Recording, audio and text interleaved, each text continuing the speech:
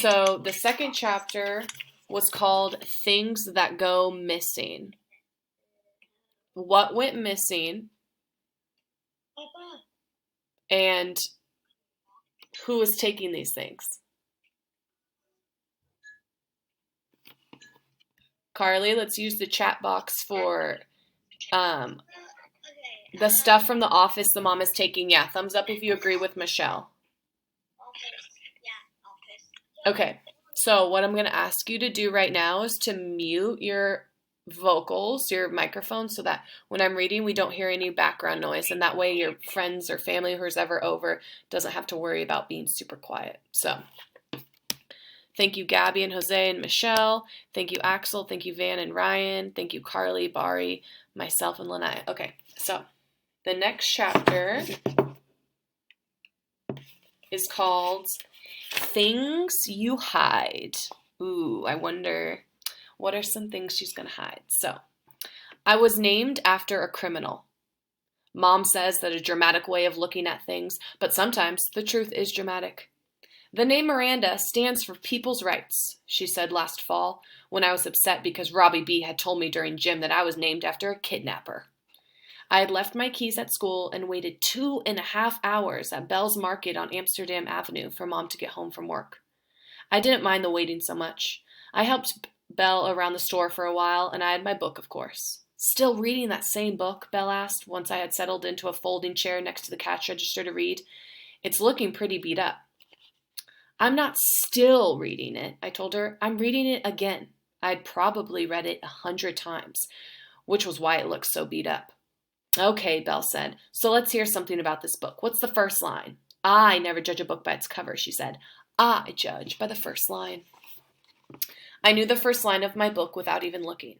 It was a dark and stormy night, I said. She nodded. Classic. I like that. What's the story about? I thought for a second. It's about a girl named Meg. Her dad is missing and she goes on this trip to another planet to save him. And does she have a boyfriend? Sort of, I said, but that's not really the point. How old is she? 12. The truth is that my book doesn't say how old Meg is, but I am 12, so she feels 12 to me. When I first got the book, I was 11, and she felt 11.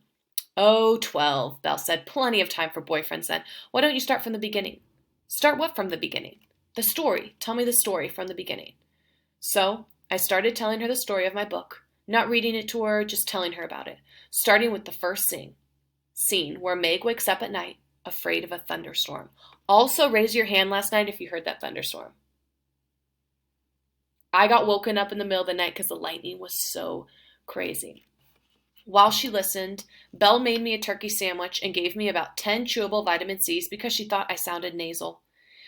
When she went to the bathroom, I sneaked a little bunch of grapes, which I love, but can't ever have because Mom doesn't like the way the grape pickers are treated in California and she refuses to buy them. When she finally got there, Mom hugged Belle and told her, I owe you, like I was some repulsive burden instead of the person who had very helpfully unpacked 3 boxes of green bananas and scoured the refrigerated section for expired dairy items. Then Mom bought a box of strawberries, even though I know she thinks Belle's strawberries are overpriced and not very good. She calls them SSOs, which stands for strawberry-shaped objects. Where did Robbie B get the dumb idea that anyone would name their own daughter after a murderer? Mom asked. Our building was still half a block away, but her key was already in her hand. Mom doesn't like to fumble around in front of the building looking like a target for muggers.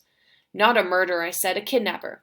Robbie B.'s dad is a prosecutor. He says the Miranda warnings were named for a guy named Mr. Miranda who committed some horrible crime. Is that true? Technically, maybe. The Miranda warnings are essential, you know. People need to know that they have the right to remain silent and the right to attorney. What kind of justice system would they have without maybe, meaning yes? And then there's Shakespeare. He invented the name Miranda, you know, for The Tempest. It made perfect sense now that I thought about it. Mom wanted to be a criminal defense lawyer. She started law school and almost finished her first year, but when I was born, she had to quit. Now she's a paralegal, except she works at a really small law office where she has to be the receptionist and the secretary too. Richard is one of the lawyers. They do a lot of free work for poor people, sometimes even for criminals, but I never dreamed she would name me after one. Mom unlocked the lobby door, which is iron and glass and must weigh 300 pounds, and she pushed hard to swing it open, her heels slipping on the tile floor. When we were inside, she leaned against the other side of the door until she heard the click that means the lock has caught. When the door swings shut by itself, it usually doesn't lock, which drives Mom nuts and is one of the things the landlord won't fix. So, was he a kidnapper or not? I punched the button for the elevator. Okay, you win, Mom said. I named you after a monster, Mira. I'm sorry. If you don't like your name, you're welcome to change it. That was so Mom. She didn't understand that a person gets attached to a person's name, that something like this must come as a shock. Upstairs, she threw her coat on a kitchen chair, filled the spaghetti pot with water, and put it on to boil. She was wearing an orange turtleneck and a denim skirt with purple and black striped tights. Nice tights, I snorted. Or I tried to snort anyway. I'm not exactly sure how, though people in books always are doing it. She leaned against the sink and flipped through the mail. You already hassled me about the tights this morning, Mira. Oh, she was usually still in bed when I left for school, so I didn't get to appreciate her outfit until she got home from work. Nice nail polish, then. Her nails were electric blue. She must have done them at her desk that day. She rolled her eyes. Are you mad about waiting at Belle's? I was super busy. I couldn't just leave. No, I like Belle's. I wondered whether she'd done her nails before, after, or during her Miss Lubo's going to restart. I wondered whether she'd done her nails before, after, or during her super busy afternoon. You could have gone to Sal's, you know. Sal and his mom, Louisa, live in the apartment below ours. Sal used to be my best friend. I said I like it at Belle's. Still, I think we should hide a key in the fire hose for the next time. So after dinner, we hid our spare key inside the nozzle of the dusty, folded-up fire hose in the stairwell.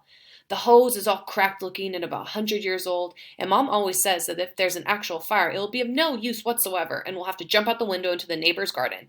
It's a good thing we live on the second floor. You asked me to mention the key. Uh-oh, who's this you?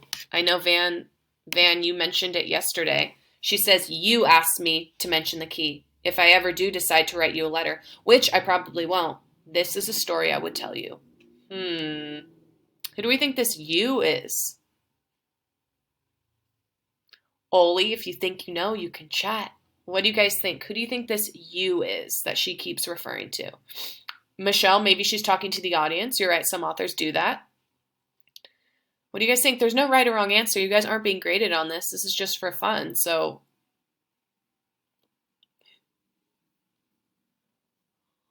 Jose, the reader. Okay, you agree with Michelle.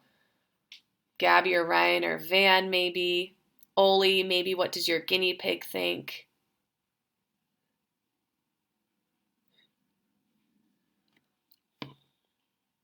She keeps mentioning this you. She'd mentioned it before. So she says, you asked me to mention the key. Maybe a friend, you want? Van, ooh, maybe the mysterious letter writer, right? Oh my goodness, yesterday I completely forgot. In the back of the book, I skipped a part to read to you guys. Miss Lubo, I'm going crazy. Okay, so at the very top right here in yellow, I forgot to read this, and it says, I'm coming to save your friend's life and my own. I ask 2 favors. First, you must write me a letter. So maybe do we think who's ever writing this could possibly be the you? Thumbs up if you agree. Yeah, I see Gabby give me a thumbs up and Jose. Okay. That's the end of that chapter. Okay, we can turn our microphones on. Okay, what did you guys think? What did we learn about Miranda's mom and her name? Ooh, and maybe, why is this chapter called Things You Hide? Hi, Oli. Hi, Miranda. Hi, Matilda. What do you think? What is she hiding? Maybe she didn't tell her mom about the person who was writing her letters. Okay, yeah, that could be definitely something she's hiding. Michelle, you're correct. Michael, what do you think? You can turn on your volume. What do you think? What did she hide in the end of the book? Ricardo, what did she hide?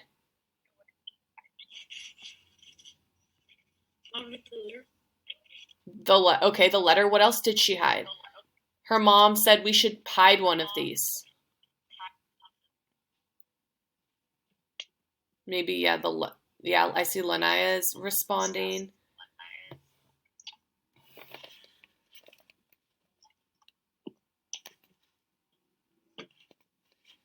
Van, what do you think?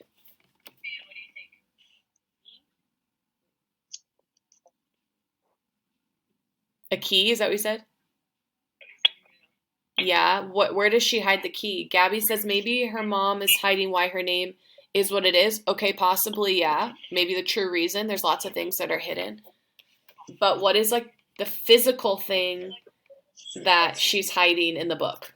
It says, so after dinner, we hid our spare blank inside the nozzle of the dusty, folded up fire hose. Her house key. Yeah, who said that? Van. Yeah, you're right. Okay. Thumbs up if you want me to read the next chapter. Okay. It's called The Speed Round. Remember, what did her mom get chosen to be on?